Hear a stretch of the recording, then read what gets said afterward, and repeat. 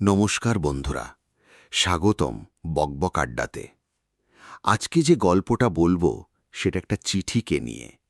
একটা চিঠি যেটা কেউ কোনোদিন পোস্ট করেনি, কোনো ঠিকানা নেই, কোনো স্ট্যাম্প নেই, কিন্তু সেই চিঠিটার জবাব এসেছিল। কিভাবে? সেটাই আজকের গল্প। চলো শুরু করি। মিতালি সরকার, বয়স ৩৭, কলকাতার একটা ছোট্ট ফ্ল্যাটে একা থাকেন। চাকরি করেন একটা প্রাইভেট স্কুলে, বাংলার শিক্ষিকা। জীবনটা ছোট, সংসারটা ছোট, কিন্তু স্বপ্নটা বড় ছিল এক সময়। মিতালির স্বামী রাহুল মারা গিয়েছিলেন ৩ বছর আগে, হঠাৎ হার্ট অ্যাটাক, বয়স মাত্র ৪০। সেদিনের পর থেকে মিতালি ঈশ্বরে বিশ্বাস হারিয়ে ফেলেছিলেন। কারণটা সহজ, রাহুল ছিলেন সবচেয়ে ভালো মানুষগুলোর একজন। কাউকে কষ্ট দেননি কোনোদিন। পুজো করতেন, প্রার্থনা করতেন, মন্দিরে যেতেন, তবু ঈশ্বর তাকে নিয়ে গেলেন। মিতালি ভাবতেন, যদি ঈশ্বর সত্যি থাকতেন তাহলে এটা হতে দিতেন না। স্কুলে একটা মেয়ে ছিল, নাম তিতলি, ক্লাস 7, ছোট্ট, রোগা, চোখ দুটো বড় বড়। তিতলির বাবা নেই, মা রিক্সা চালান, তবু মেয়ে রোজ স্কুলে আসে, পরিষ্কার জামা পরে, চুল বেঁধে।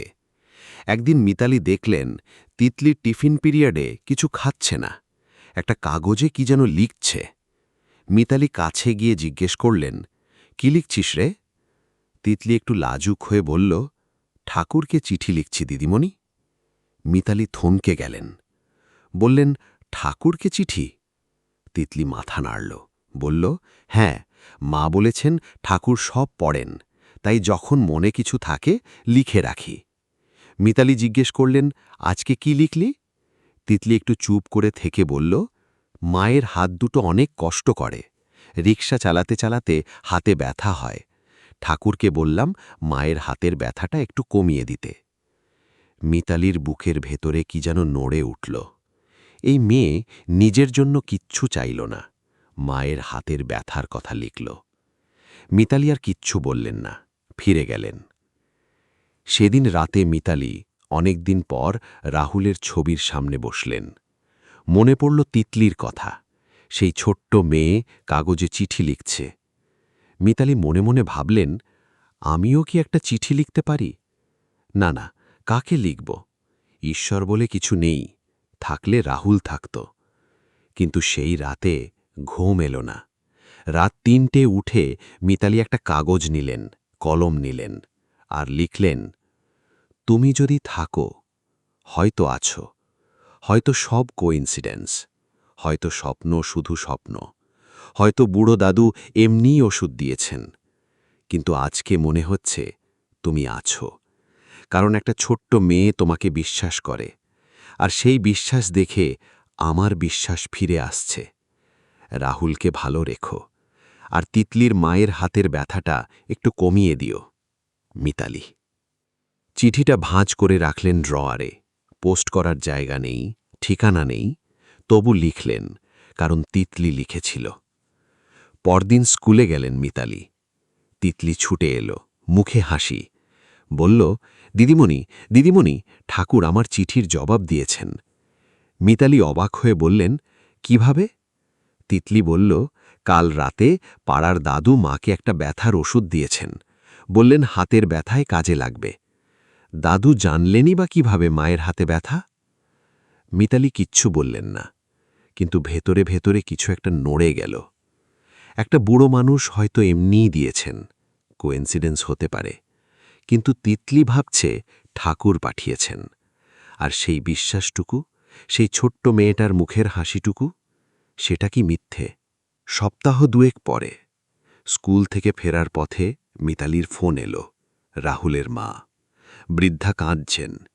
বললেন, মিতালি, আজকে স্বপ্নে রাহুলকে দেখলাম, হাসছিল, বলল মাকে বলো আমি ভালো আছি। মিতালি রাস্তার মাঝে দাঁড়িয়ে পড়লেন, বুকটা কেঁপে উঠল। চিঠিতে লিখেছিলেন, রাহুল কি ভালো আছে? আর রাহুলের মা স্বপ্নে দেখলেন রাহুল ভালো আছে।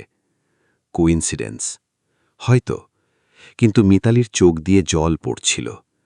রাস্তার মাঝে দাঁড়িয়ে কাঁদছিলেন আর বলছিলেন, ধন্যবাদ কাকে বলছিলেন জানেন? তিনি নিজেও জানেন না। সেদিন বাড়ি ফিরে মিতালি আবার একটা চিঠি লিখলেন। এবার লিখলেন, তুমি যদি থাকো, হয়তো আছো, হয়তো সব কোইন্সিডেন্স, হয়তো স্বপ্ন শুধু স্বপ্ন, হয়তো বুড়ো দাদু এমনি ওষুধ দিয়েছেন, কিন্তু আজকে মনে হচ্ছে তুমি আছো।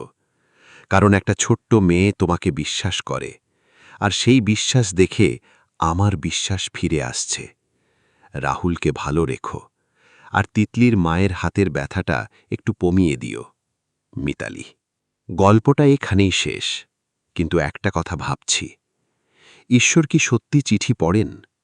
আমি জানি না, কিন্তু এটুকু জানি, যখন মানুষ লেখে, সে আসলে নিজের সাথে কথা বলে, নিজের ব্যথাটাকে বাইরে বের করে, আর সেই মুহূর্তে একটু হালকা লাগে। হয়তো সেটাই ঈশ্বর। তোমার জীবনে কি কখনো এরকম হয়েছে, চেয়েছিলে আর পেয়েছিলে? কমেন্টে বলো। আর যদি মনে হয় কেউ এখন কঠিন সময় আছে, এই গল্পটা তাকে পাঠাও। বকবক আড্ডাতে আসার জন্য ধন্যবাদ। পরের গল্পে আবার দেখা হবে। ততক্ষণে ভালো থেকো।